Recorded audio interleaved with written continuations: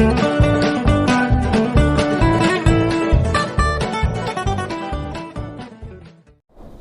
बच्चों, स्वागत है आपका मेरे चैनल पर। आज की वीडियो में मैं आप लोगों को अष्टक नियम के बारे में बताने वाला हूं। अष्टक नियम क्या है, कहां कहां अप्लाई होता है, इसकी सीमाएं क्या हैं, तो इन सारे विषयों पे आज बात करेंगे। हम लोग पढ़ रहे हैं कक्षा 11 का रसायन विज्ञान, चौथी यूनिट है रासायनिक आबंधन तथा आणविक संरचना, और आज लेक्चर नंबर 2 है।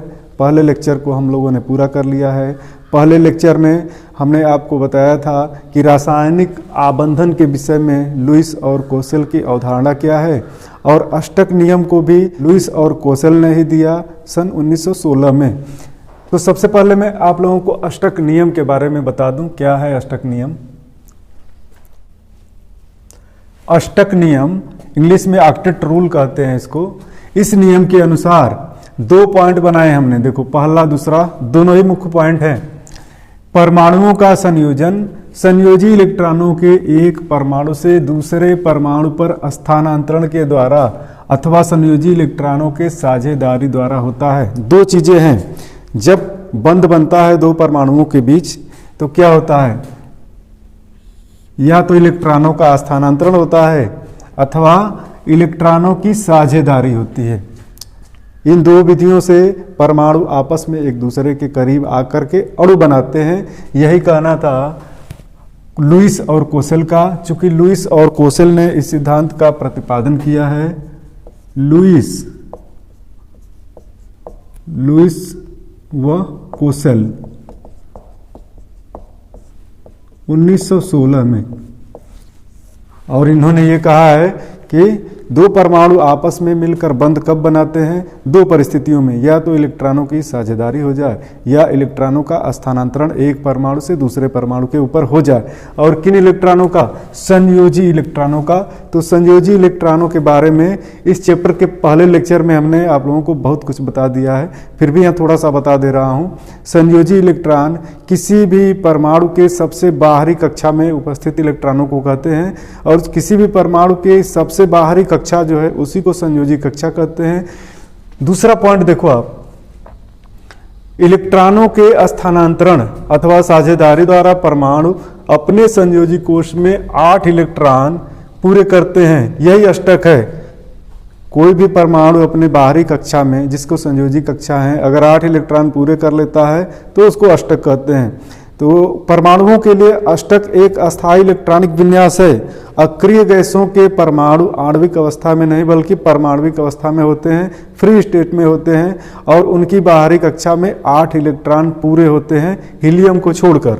अक्रिय गैसों की अगर बात की जाए तो हीलियम में चूंकि एक ही कक्षा होती है तो इसकी संयोजी कक्षा में 2 ही इलेक्ट्रॉन होते हैं, लेकिन इसके नीचे जितने भी अक्रिय गैस हैं जैसे नियॉन, आर्गन, क्रिप्टॉन, जेनॉन और रेडॉन, इन सभी गैसों की संयोजी कक्षा में सबसे बाहरी कक्षा में 8-8 इलेक्ट्रॉन होते हैं। 8-8 इलेक्ट्रॉन होते हैं, और इसलिए हम कहते हैं कि 8 इलेक्ट्रॉन पूरा होना किसी भी परमाणु का अस्थायी होना है। तो जो परमाणु अस्थायी नहीं होते हैं, जिनके बाहरी कक्षा में 8 इलेक्ट्रॉन नहीं होते हैं, वे इलेक्ट्रॉनों की साझेदारी द्वारा या फिर इलेक्ट्रॉनों के स्थानांतरण द्वारा अपने संयोजी कोश में 8 इलेक्ट्रॉन पूरे करते हैं, और इसी को अष्टक नियम कहते हैं। जब कक्षाओं में 8 इलेक्ट्रॉन पूरे हो जाएं तो इसे अष्टक का बनना कहेंगे। एक सिंपल सा एग्जाम्पल लेंगे हम यहाँ, NaCl का बनना, उदाहरण ले रहे हैं। उदाहरण NaCl का बनना। सोडियम बनाएंगे, देखो सोडियम परमाणु में कुल 11 इलेक्ट्रॉन होते हैं। चूंकि प्रोटॉनों की संख्या 11 होती है तो इलेक्ट्रॉन्स भी 11 होंगे, और 11 इलेक्ट्रॉन्स में से देखो क्या व्यवस्था होती है। सोडियम का नाभिक हुआ, 11 पॉजिटिव चार्ज है, पहली कक्षा में 2 इलेक्ट्रॉन्स हैं, दूसरी कक्षा में 8 इलेक्ट्रॉन होंगे, 8 इलेक्ट्रॉन, और तीसरी कक्षा सबसे बाहरी कक्षा है इसकी संयोजी कक्षा है, चूंकि तीसरे आवर्त का तत्व है तो तीसरी कक्षा में केवल 1 इलेक्ट्रॉन। इस तरह कुल 11 इलेक्ट्रॉन है। और अगर क्लोरीन की बात करें तो क्लोरीन में कुल 17 इलेक्ट्रॉन्स होते हैं, क्योंकि प्रोटॉन्स भी 17 होते हैं। तो क्लोरीन का अगर बनाया जाए नाभिक, देखो क्लोरीन का नाभिक हो गया जिसमें 17 प्रोटॉन होंगे और बाहर कक्षाओं में 17 इलेक्ट्रॉन होंगे। पहली कक्षा में 2 इलेक्ट्रॉन, दूसरी कक्षा में 8 इलेक्ट्रॉन बना दिया, और तीसरी कक्षा में 7 इलेक्ट्रॉन। तीसरी कक्षा में कुल 7 इलेक्ट्रॉन है। तो इस तरह से 17 इलेक्ट्रॉन इस क्लोरीन में है। तो संयोजी कक्षा की केवल बात करेंगे, चूंकि बंध बनाने में संयोजी कक्षा ही भाग लेती है। तो देखो सोडियम की संयोजी कक्षा में 1 इलेक्ट्रॉन है, क्लोरीन की संयोजी कक्षा में 7 इलेक्ट्रॉन है। पॉसिबिलिटी क्या बनती है, यह 8 इलेक्ट्रॉन कैसे आसानी से पूरा करेगा, चूंकि सभी निकाय आसान कार्य ही अपनाते हैं। तो सोडियम के लिए आसान क्या होगा, आप सोचो। सोडियम 1 इलेक्ट्रॉन अगर अपना निकाल दे तो इसकी अंदर वाली कक्षा में 8 इलेक्ट्रॉन पहले हैं, तो इसका अष्टक पूरा हो जाएगा। और क्लोरीन को 1 इलेक्ट्रॉन कहीं से मिल जाए तो इसकी बाहरी कक्षा में 8 इलेक्ट्रॉन हो जाएंगे। तो क्या होता है कि सोडियम के 1 इलेक्ट्रॉन का स्थानांतरण हो जाता है किसमें, इस क्लोरीन के परमाणु के ऊपर हो जाता है। और इस स्थिति में सोडियम ने जब अपना 1 इलेक्ट्रॉन स्थानांतरित किया है तो सोडियम प्लस आयन बनाता है, और क्लोरीन ने 1 इलेक्ट्रॉन ग्रहण कर लिया तो क्लोराइड आयन बनता है, Cl- आयन। और जब दोनों जुड़ते हैं तब क्या बन जाता है, NaCl आपस में आ जाते हैं एक दूसरे के नज़दीक। स्थिर वैद्युत बलों के कारण ये आपस में नज़दीक आ जाते हैं, और हम कहते हैं कि ये दोनों परमाणु मिलकर एक अणु का निर्माण कर लिए हैं। तो ये पहला उदाहरण हो गया जिसमें विद्युत संयोजक या वैद्युत संयोजक बंध बन रहा है। इसी चैप्टर में हम लोग आगे वैद्युत संयोजक बंध को डिटेल में पढ़ने वाले हैं, यहाँ केवल एग्जाम्पल के तौर पे बता रहा हूँ। दूसरा एग्जाम्पल होगा, देखो HCl का बनना अगर हम देखें, इसको एग्जाम्पल 1 मान ले रहे हैं। दूसरा एग्जाम्पल अगर HCl का बनना देखें कि HCl कैसे बनता है, तो यहाँ हाइड्रोजन का परमाणु बना दे रहा हूँ। हाइड्रोजन के परमाणु का नाभिक जिसमें केवल 1 प्रोटॉन और इसकी बाहरी कक्षा में केवल 1 इलेक्ट्रॉन है। कक्षा भी चूंकि एक ही है हाइड्रोजन की, पहले आवर्त का तत्व है, तो नाभिक में 1 प्रोटॉन, बाहर 1 इलेक्ट्रॉन, और Cl वाली व्यवस्था तो यहाँ हमने बना ही दी है। तो क्लोरीन के बाहरी कक्षा में कुल 7 इलेक्ट्रॉन है। ये धन विद्युतीय तत्व है, इलेक्ट्रॉन लूज करने की कैपेसिटी रखता है, इलेक्ट्रॉन त्यागने की, लेकिन हाइड्रोजन इलेक्ट्रॉन त्यागने की कैपेसिटी नहीं रखता है। और क्लोरीन तो इलेक्ट्रोनेगेटिव एटम है। तो यहाँ पे क्या पॉसिबिलिटी बनती है कि यह एक हाइड्रोजन परमाणु और क्लोरीन परमाणु अपने अपने इलेक्ट्रॉनों की साझेदारी कर लेते हैं। तो यहाँ दिखा दे रहा हूँ, देखो हाइड्रोजन परमाणु का 1 इलेक्ट्रॉन हो गया और यह क्लोरीन परमाणु का 1 इलेक्ट्रॉन, दोनों साझे में आ जाते हैं। बाकी क्लोरीन पे 6 इलेक्ट्रॉन बच रहे हैं ना, तो 6 इलेक्ट्रॉन यहाँ बना दिया, ठीक है। और इलेक्ट्रॉनों की साझेदारी को हम इस तरह से दिखाते हैं, देखो 1-1 इलेक्ट्रॉन की साझेदारी हुई तो यह कहा जाता है कि HCl अणु बन गया, एक सिंगल बॉन्ड का निर्माण हो गया। इस तरह के बंध को सहसंयोजक बंध कहते हैं। इसी चैप्टर में हम अगले वीडियो में ही सहसंयोजक बंध भी पढ़ेंगे। तो यह हो गया उदाहरण आपका कि किस तरह से परमाणु अष्टक पूरे करते हैं। यहाँ एक और बात बता दूं, यहाँ तो आपने देख लिया कि 8 इलेक्ट्रॉन इसके भी पूरे, 8 इलेक्ट्रॉन इसके भी पूरे, लेकिन हाइड्रोजन की बाहरी कक्षा में 1 इलेक्ट्रॉन था, 1 की साझेदारी किया तो 2 ही इलेक्ट्रॉन।